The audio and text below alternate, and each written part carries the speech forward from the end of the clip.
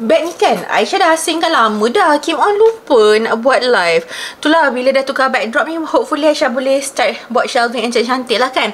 Okay, this is Terry shoulder bag in Duckstone. Aisyah nak beritahu something. Terry dah naik harga $30. Dah tak macam before ni. So I don't know if I can keep selling for RM1,350 sebelum voucher. Sebab kat Malaysia pun harga macam tambah sikit je.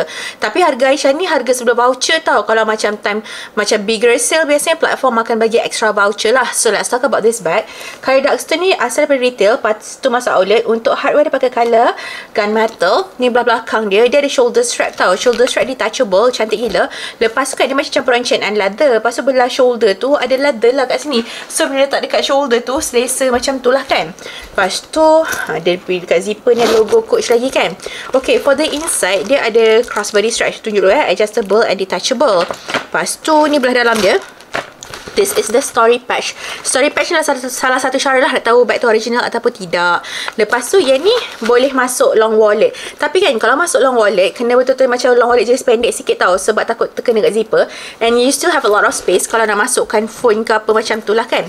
Lepas tu Aisyah suka gila dekat tempat pegang zipper ni pun ada horse and carriage dekat situ.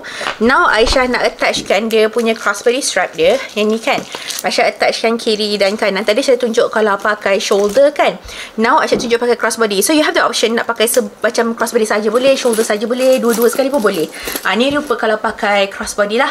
Harga dia RM1,350 sebelum voucher. You guys jangan risau kalau beli dengan US Love Shop, semuanya 100% original ataupun money back guaranteed. Untuk cara pembelian boleh tekan dekat shopping bag di bawah. If you guys have any question boleh juga comment down below dan jangan lupa tekan button follow.